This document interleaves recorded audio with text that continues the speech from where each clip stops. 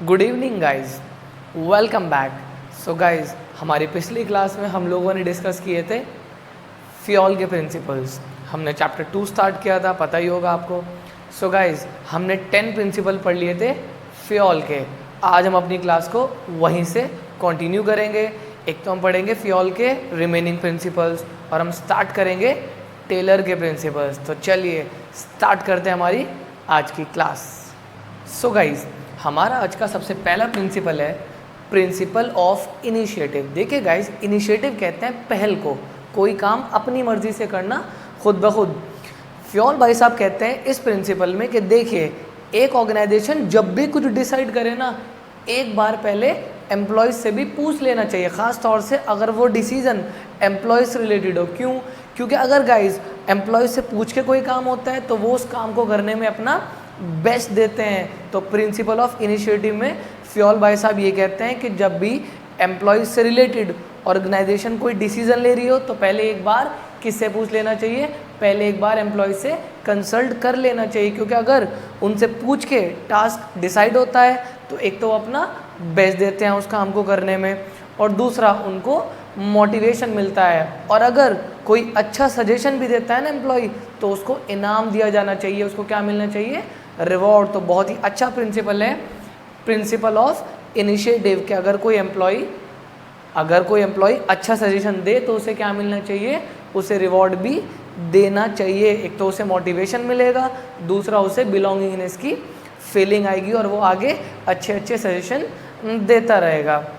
Next principle of stability of tenure of personnel. देखिए guys, stability का मतलब होता है स्टेबल, टेन्योर का मतलब होता है पीरियड, और पर्सोनल का मतलब होता है एम्प्लॉयज़। तो stability of tenure of personnel में फ्यूल भाई साहब ये कहते हैं कि देखिए, हमें एक एम्प्लॉय का जो जॉब का पीरियड है उसको स्टेबल रखना चाहिए। हमें क्या नहीं करना चाहिए? हमें बार बार उसे सस्पेंड या बार बार उसका ट्रांसफ़र नहीं करना चाहिए।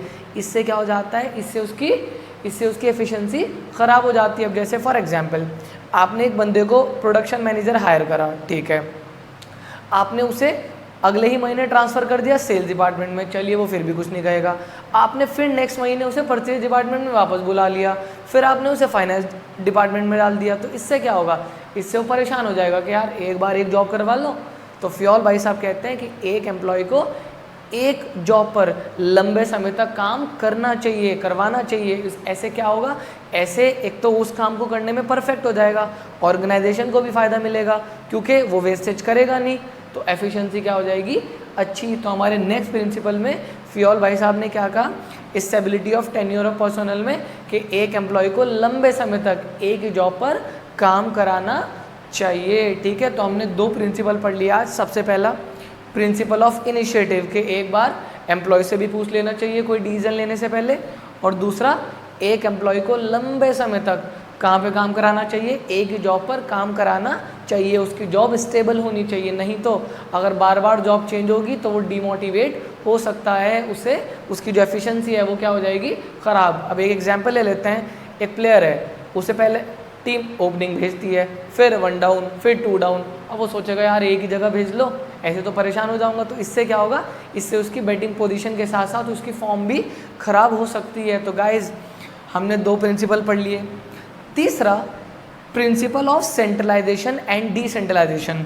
सेंट्रलाइजेशन का मतलब होता है concentration of power in few hands, जब सारी की सारी पावर सिर्फ कुछ लोगों के हाथ में होती है, 1 या 2 लोगों के हाथ में। और डिसेंट्रलाइजेशन का मतलब होता है systematic distribution of power at every level of management, जब थोड़ी थोड़ी पावर सब में बटी हुई होती है। फ्यूल भाई साहब कहते हैं कि देखिए, एक ऑर्गेनाइजेशन के अंदर ना तो पूरी तरीके से सेंट्रलाइजेशन ही होनी चाहिए, मतलब सारी की सारी चीज़ें ऑर्गेनाइजेशन ने अपने हाथ में रख रखी है। मान लो फॉर एग्जांपल, प्रोडक्शन मैनेजर को पहले पूछना पड़ता है टॉप लेवल से सामान लेने से पहले, तो वो ऐसे तो बहुत टाइम लग जाएगा। सिमिलरली परचेज डिपार्टमेंट को पहले पूछना पड़ता है टॉप लेवल से कि भाई सामान कहाँ से परचेज़ करूँ, तो ऐसे वो खुद से डिसीजन नहीं ले पाएगा। तो ऐसे में सेंट्रलाइजेशन कामयाब नहीं होगी। दूसरा, फ्योल भाई साहब ये कहते हैं कि एक ऑर्गेनाइजेशन को ना ही पूरी तरीके से डिसेंट्रलाइज होना चाहिए कि बस उन्होंने सारी पावर बांट दी कि टॉप लेवल कुछ ही नहीं कर रहा। ऐसे में क्या होगा, जो मिडिल लेवल है, लोअर लेवल मिसयूज करेंगे अपनी पावर का। तो गाइज इस प्रिंसिपल में फ्योल कहते हैं ना तो एक ऑर्गेनाइजेशन को पूरी तरीके से सेंट्रलाइज होना चाहिए और ना ही पूरी तरीके से डिसेंट्रलाइज। अगर पूरी तरीके से सेंट्रलाइज होगा वो अपना काम पूरा नहीं कर पाएंगे, और पूरी तरीके से डिसेंट्रलाइज होगा तो उनके पास एक्सेस पावर चली जाएगी, वो उसे मिसयूज करेंगे। So there must be a combination of both centralisation and decentralisation. कैसे, देखिए गाइस, फ्योल कहते हैं कि अगर कोई ऑर्गेनाइजेशन छोटी है, स्मॉल ऑर्गेनाइजेशन है, तो वहाँ पर तो सेंट्रलाइजेशन से भी काम बन जाएगा, लेकिन अगर एक ऑर्गेनाइजेशन का साइज बड़ा है वहाँ पर सेंट्रलाइजेशन फॉलो नहीं होनी चाहिए। वहाँ पर क्या फॉलो होनी चाहिए, डिसेंट्रलाइजेशन। अब एक छोटी दुकान, एक बेकरी, वहाँ पर सेंट्रलाइजेशन से काम चल जाएगा, लेकिन एक ऑर्गेनाइजेशन जहाँ पर बहुत सारे एम्प्लॉयज़ हैं, बहुत सारी डिपार्टमेंट हैं, वहाँ पर सेंट्रलाइजेशन से काम नहीं चलेगा। वहाँ पर क्या फॉलो होना चाहिए, डिसेंट्रलाइजेशन। तो हमने 3 प्रिंसिपल पढ़े, principle of initiative, principle of stability of tenure of personnel, principle of centralisation and decentralisation. यहाँ पर उसने कहा कि एक बार एम्प्लॉय से भी कंसल्ट कर लेना चाहिए, और अगर कोई एम्प्लॉय अच्छा सजेशन देता है उसको रिवॉर्ड मिलना चाहिए। यहाँ पर उसने कहा एक एम्प्लॉय को बार बार जॉब से टर्मिनेट या ट्रांसफ़र नहीं करना चाहिए, इससे उसकी प्रोडक्टिविटी ख़राब हो जाती है। और यहाँ पर उसने कहा ना तो एक ऑर्गेनाइजेशन को पूरी तरीके से सेंट्रलाइजेशन फॉलो करना चाहिए कि सारी की सारी पावर कुछ ही लोगों के हाथ में है, और ना ही ऐसा करना चाहिए कि सारी की सारी पावर डिस्ट्रीब्यूट कर देनी चाहिए। ऐसे में वो लोग क्या कर सकते हैं, उसका मिसयूज़। फोर्थ और last guys, principle of esprit de corps. इस प्रिंसिपल का मतलब है यूनिटी इज स्ट्रेंथ। क्या, एकता में ही सफलता है, एकता में ही ताकत है। गाइस ये प्रिंसिपल ये कहता है एस्पिरिट डिकॉप्स के अंदर, फ्योल भाई साहब ये कहते हैं कि देखिए गाइस, आपके ऑर्गेनाइजेशन में यूनिटी होनी चाहिए। अगर यूनिटी होगी तो कोई भी आपको हरा नहीं सकता। आपने कहावत तो सुनी होगी कि हमारे पास अगर लकड़ी हैं बहुत सारी, उन्हें हम एक जगह कर दें तो उन्हें तोड़ना बहुत मुश्किल है, और अगर एक एक करके हम उनको तोड़े तो क्या होता है, वो आराम से टूट जाती है। तो इस प्रिंसिपल में फ्योल भाई साहब कहते हैं एक ऑर्गेनाइजेशन के अंदर यूनिटी को प्रमोट करना चाहिए, क्योंकि अगर यूनिटी फॉलो होगी तो उससे ऑर्गेनाइजेशन का गोल आसानी से पूरा हो जाएगा। ना कोई लड़ाई होगी, ना केओस होगा, और ना ही कन्फ्यूज़न पैदा होगा। तो हमारे आखिरी प्रिंसिपल में फ्योल ने क्या कहा, प्रिंसिपल ऑफ एस्पिरिट डिकॉप्स के एक ऑर्गेनाइजेशन को यूनिटी पर फोकस करना चाहिए। तो मैनेजर को हमेशा कोशिश करनी चाहिए कि एम्प्लॉयज़ आपस में ना लड़ें और वो मिलजुल के काम करें। ठीक है, सो गाइज अभी अभी हमने फ्योल के प्रिंसिपल पढ़े। वहाँ पर फ्योल ने क्या किया था, वहाँ पर फ्योल ने फोकस कर रखा था किसके ऊपर, वहाँ पर उसने फोकस किया था मैनेजमेंट के ऊपर। किसके ऊपर, मैनेजमेंट के ऊपर। अब हम पढ़ने जा रहे हैं गाइस टेलर के प्रिंसिपल। आप देखेंगे कि टेलर ने अपने सारे प्रिंसिपल्स में वर्कर के ऊपर फोकस किया है। तो चलिए स्टार्ट करते हैं हमारे टेलर के प्रिंसिपल्स। तो गाइस टेलर के प्रिंसिपल शुरू करने से पहले आपको एक टर्म बता दूं, वो है scientific management.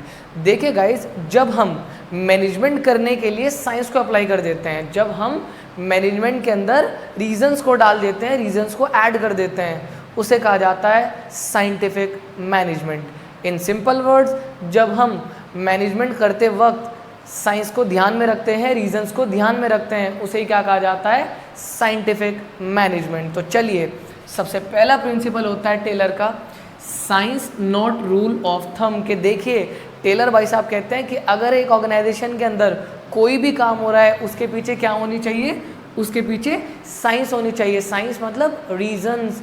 Rule of thumb का मतलब होता है डिक्टेटरशिप ऑफ मैनेजर। जो मैनेजर ने कह दिया ऐसे ही कह दिया, बस जो उसने कहा वो मान लिया। टेलर भाई साहब कहते हैं अगर एक ऑर्गेनाइजेशन में कोई भी काम हो रहा हो तो उसके पीछे क्या होनी चाहिए, रीजंस। जब भी कोई काम डिसाइड हो, पहले क्या करना चाहिए, पहले रीजंस जानने चाहिए कि हम ऐसा क्यों कर रहे हैं। जैसे फॉर एग्जांपल मान लेते हैं एक मैनेजर ने कहा एक वर्कर को उसे 1 यूनिट को 10 मिनट में बनाना है।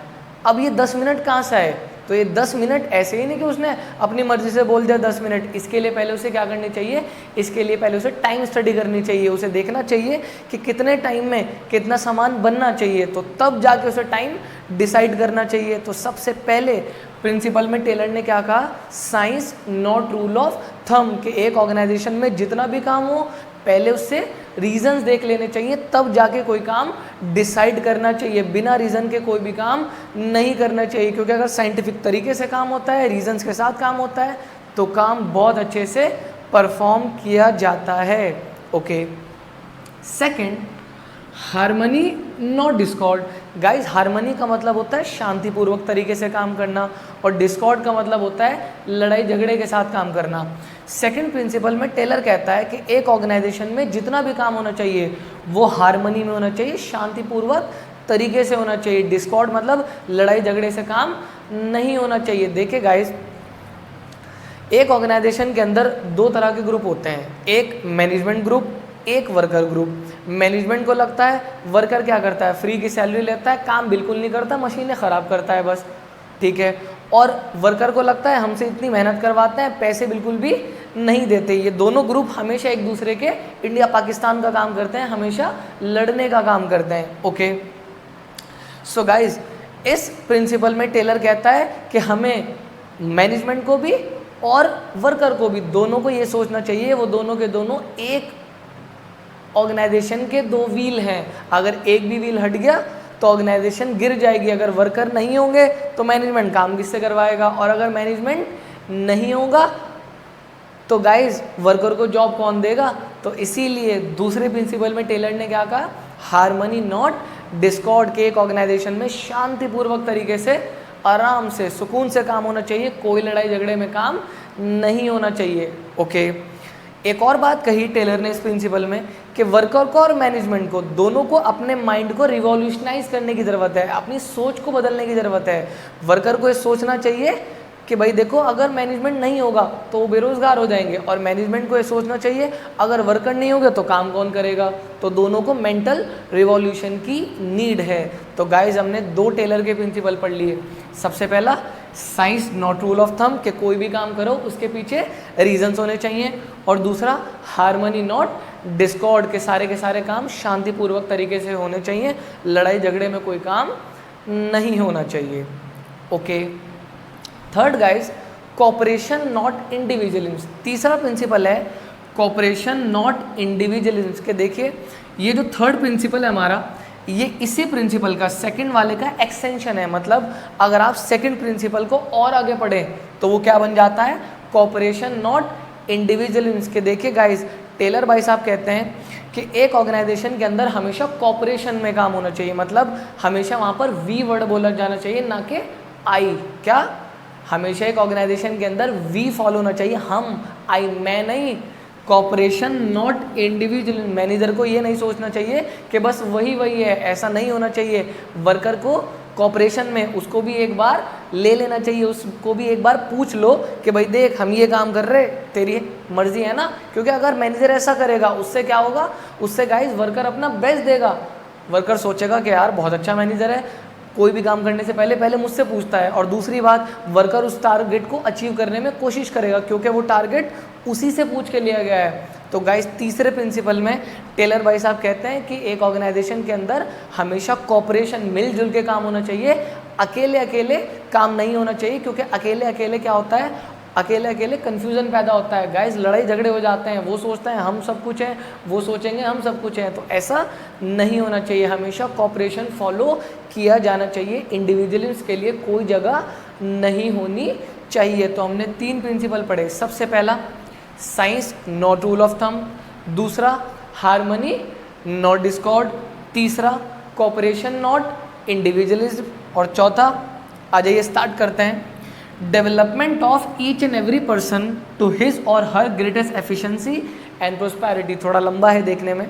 सो गाइस ध्यान से, development of each and every person. देखिए टेलर कहता है जब भी आप किसी बंदे को जॉब पे रखो तो पहले ये देख लो जिस जॉब के लिए रख रहे हो उसके स्किल्स मैच भी होते हैं नहीं। अगर आप किसी बंदे को काम दे रहे हो तो काम देते हुए टाइम ये देखो कि उसके स्किल्स मैच भी होते हैं ना इस जॉब से, पहली बात। दूसरी बात, अगर स्किल मैच हो जाते हैं तो ये नहीं कि उसको जॉब पे रखते ही सीधा काम करना स्टार्ट कर दिया। गाइस एक बार अगर आपको लगता है कि यार बंदा टैलेंटेड तो है लेकिन इसे थोड़ी ग्रूमिंग की ज़रूरत है, तो मैनेजमेंट को क्या करना चाहिए, ऑर्गेनाइजेशन को क्या करना चाहिए, उसका डेवलपमेंट करना चाहिए। पहले उसको ट्रेनिंग दी जानी चाहिए, क्योंकि अगर वो ट्रेनिंग में पक्का हो गया, इससे फ़ायदा मैनेजमेंट को ही है। क्यों? क्योंकि देखिए अगर एक बंदा ट्रेंड होगा तो वो जल्दी काम करेगा, टाइम बचाएगा, वो वेस्टेज कम करेगा, कॉस्ट कम आएगी, तो इफेक्टिवनेस भी आएगी, एफिशिएंसी भी आएगी। तो गाइज चौथे प्रिंसिपल में टेलर यही कहता है कि ये मत सोचिए कि आपका खर्चा हो रहा है बंदे के ऊपर, आज का खर्चा लॉन्ग रन में आप ही को फ़ायदा देगा, लंबे समय तक ऑर्गेनाइजेशन को ही फ़ायदा होगा। इसीलिए जब भी किसी नए बंदे को आप रखें तो पहले उसके टैलेंट को निखारें, तब जाके उससे एक्चुअल काम करवाएं। उससे क्या होगा, आप ही को फ़ायदा पहुँचेगा। तो गाइज हमने 4 प्रिंसिपल पढ़ लिए टेलर के। सबसे पहला, कोई भी काम करो उसके पीछे रीज़न छिपा होना चाहिए, डिक्टेटरशिप में काम नहीं होना चाहिए। सेकंड, हमेशा मिलजुल के काम करना चाहिए, शांतिपूर्वक तरीके से, लड़ाई झगड़े नहीं होने चाहिए। थर्ड, कॉपरेशन नॉट इंडिविजुअल, इसके हमेशा वी में काम होना चाहिए, आई फॉलो नहीं होना चाहिए। और फोर्थ, एक वर्कर को जॉब दी जानी चाहिए उसके स्किल्स के हिसाब से और सीधा उससे काम नहीं करवाना चाहिए, पहले उसको ट्रेनिंग दी जानी चाहिए ताकि वो परफेक्ट हो जाए और वो जल्दी जल्दी फिर काम को पूरा करे और कम से कम कॉस्ट पर करे। सो गाइज हमारा ये टॉपिक यहीं ख़त्म हो जाता है। तो अब तक हमने क्या पढ़ा? अब तक हमने फ्योल के 14 प्रिंसिपल पढ़ लिए और गाइज हमने 4 प्रिंसिपल भी टेलर के ख़त्म कर लिए। तो आप इनको आसानी से समझ के क्या कर लीजिएगा, learn. Okay, so guys 2 part और 2 क्लास और हमारा ये चैप्टर भी क्या हो जाएगा, ख़त्म। तो इसी के साथ आपके 2 चैप्टर ख़त्म हो जाएंगे बिजनेस स्टडीज़ के। तो मिलते हैं हमारी अगली क्लास में। तो अगर आप हमारे चैनल पे नए हैं तो इसको सब्सक्राइब ज़रूर करें और बेल आइकन को प्रेस करें ताकि आपको नोटिफिकेशन मिलती रहे।